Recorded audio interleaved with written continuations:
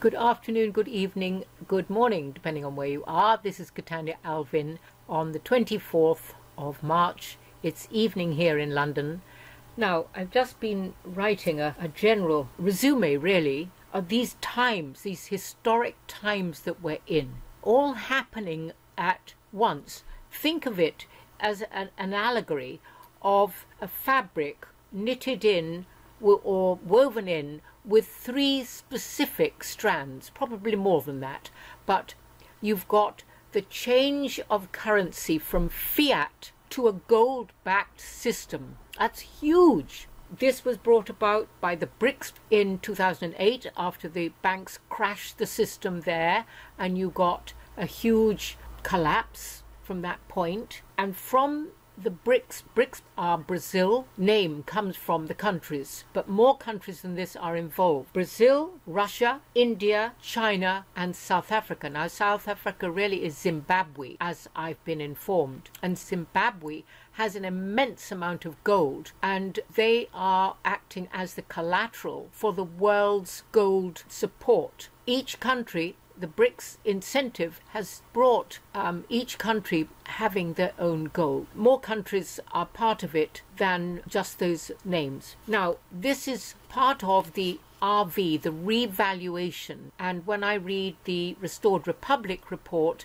it very often talks about the revaluation, right? And that can be the revaluation of the dinar, which is from Iraq, and the zim from Zimbabwe. Both countries that were literally pushed into the gutter financially. In Zimbabwe, people would have to take a suitcase of money out if they were going out for a meal. I mean, it was very like the Weimar period in Germany, when it was to do with the Bank of England, what happened there, where they would have to take wheelbarrows of marks to buy a loaf of bread. So it's very difficult to understand that. But if you go onto YouTube and put in Zimbabwe and you know what the life has been like there, also the same has been in many, many other countries. So the other thing is, from that, the banks are having to comply to Basel III. And I've got Lynette Zhang talking about that. This is happening on the 31st of March. We've also got Trump clearing the swamp, and we've got the Mueller report that's already been put out with William Barr, the Attorney General. Also, other things which are going to reveal a lot of shenanigans in not just in America but also in Britain. So that's happening. And then of course you've got Brexit, the exiting of Britain from the European Union. Now, the European Union, or put in another way, is a bankers and big corporations union. And those 8 representatives are not voted in by the people. They might be chosen or voted in by this small community of bankers and corporations, but the union is there for their benefit, not for the benefit of the people. They were tricked, thinking it was going to be a beneficial in trade, but every country has been trashed financially.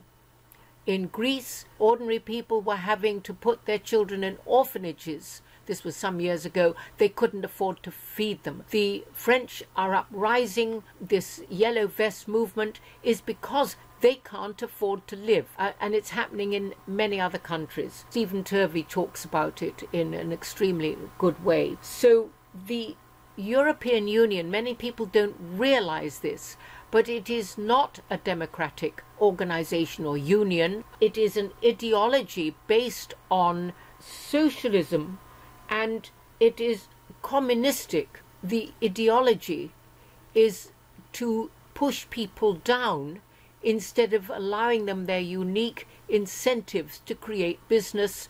And it has created in Britain alone, and probably the other countries as well, 1,000 of their laws or statutes. There are only 3 laws in the world. You don't harm your neighbour, you don't harm your neighbour's goods, and you don't destroy the peace. The rest are statutes. So from this European Parliament, these horrendous statutes, or called laws, have been meted out to all the countries, and it's dragged them into poverty and a really very low state of health. And they were taken in believing that it would be of benefit to them. Well, it wasn't benefit to the people. It was benefit to the big corporations and the bankers. And behind it is the Committee 300, who actually wanted, they were the very beginnings of starting the one world order. And their intention was to bring the countries into poverty and degradation, because as the bankers have said in one of their manifestos, or two of their manifestos, when people don't own their own houses, they can't rise up against the bankers and the corporations. So it's not surprising that many countries, there have been, in fact all of them, there has been considerable unrest, and certainly in Britain, and we're the first ones to take that step to leave. But you will see, if you look, there are many other countries that are really, the people are not happy, and they've created political parties to push their governments to get to leave, etc. And Italy seems to be the next one. Anyway, thank God we had a referendum, and in June of 2016, and from the people that voted, 17.4 million people voted to leave. Now, being a democracy, that was a good 2%, over half. Now, because we've been led by a Remainer of Theresa May, as a Remainer at heart, there has been a lot of jiggery-pokery and betrayal of the people, and I would say treason in that process. However, the Queen signed it into an act, and according to that act, we still leave on the 29th of March at 11 p.m. So I just want to bring a few people's comments about this, because just to remind you again, this is not just Brexit in England. This is Trump's and the alliance cleaning the swamp worldwide, and also the complete change from the false, fake fiat currency that we've had over this last century, the 20th century, 1900s, and at long last it is now changing, and we're moving on to a quantum financial system which has no real connection with the banks at all, although some of them are helping to bring it through. So as you can imagine, everyone, we are in amazing, amazing times. Here is Nigel Farage, and they're walking down from the north of England. Good afternoon. It's going well. Started off in Sunderland last Saturday, and we'll finish up getting into Parliament Square on the 29th of March. The day we were promised over 100 times with the Prime Minister was the day we would leave the European Union. The day that 500 MPs voted for us to leave the European Union. But it looks like we're on the verge of being betrayed, so we're not very happy. Yeah. I'm going to leave it there, and I'm going to bring up now the Restored Republic and read a tiddly bit from. I will of course put all these links in. I've just come on to actually Judy Byington's Restored Republic section, and here she says Brexit wouldn't go by the deadline of March the 29th. That has been changed to April the 12th. So collapse of global stock markets was inevitable and appeared to begin on Friday, March the 22nd, to shut down cabal money laundering activities of the Queen's Bank, and that would be under the title The Crown, all in capital letters, and Vatican Bank before the public RV on April the 1st.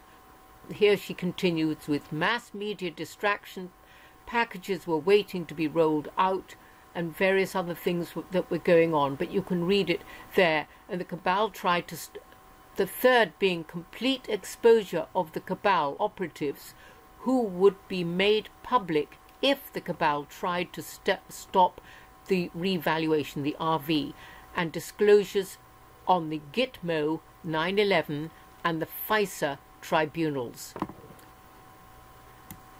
Now here is Lynette Zhang, very lovely woman. There seemed to be a little bit of confusion in yesterday's Q&A because Eric brought up a date for Basel III implementation, March 31st of 2019. Okay, March the 31st, 2019. What is Basel III? Basel III are the laws or the guidelines that actually each bank has to be within with the amount of gold, etc. So I'll put that link in the description box for everyone. So here we go with Houndog.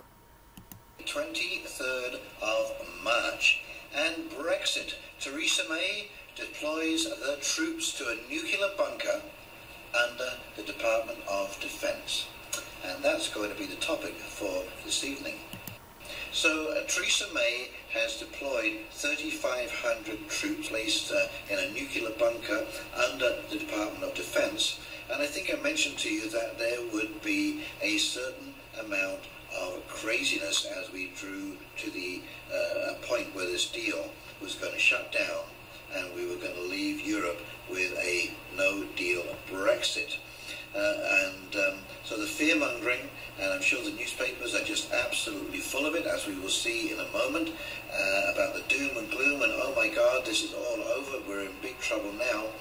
And of course, I mean, there may be a little bump, but I don't think there's really going to be any serious issues here, because all of the businesses have been anticipating some kind of a Brexit, and so they've made contingency plans.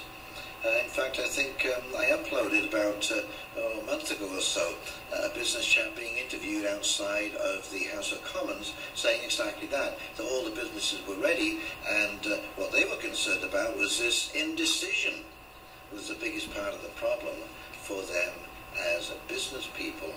So I don't think there's too much to worry about. I don't think the deal is going to go through. I don't think that she will find the 75 people that she requires to support this deal, because it's such a horrible deal. It basically turns Britain into a vassal state, dumbed down, held in silence, because you have no vote, you have no way of saying anything to the EU. And you know, I just watched a little video this evening, and the budget for the EU for the next 4 years is $1.3 trillion and growing. On bureaucrat, on bureaucrat, on bureaucrat. This is just layers deep of bureaucracy to basically, from all intents and purposes, make a complete cock-up of the whole thing. I watched that video, and it's by one of the MEPs called Janice. Brilliant video. It's one I want to bring up to show you. So, finally, Jeff Taylor. This was done today, Sunday, the 24th. Morning. Now, listening to and reading the press, you would think that Brexit has definitely been delayed. They trumpet the decision by the EU Council as the word on what happens. But what has happened is that the EU has offered the UK 2 options to extend, depending on whether MPs accept the PM's deal or whether they don't. And the UK has written back saying that it will accept the offer of those options. But what the UK has not done is use a legal device to alter the exit day in the EU Withdrawal Act 2018. Interesting. I'll put all these in the description box. Have a wonderful rest of the day and stay well. And really, what is happening? The world is changing. People are becoming wealthy with this new financial system. The swamp is being cleared up worldwide, and that will take its time as well. And this one world order core centre of the EU is actually breaking apart. Stay well, love and light. Catania Alvin signing out. Bye-bye.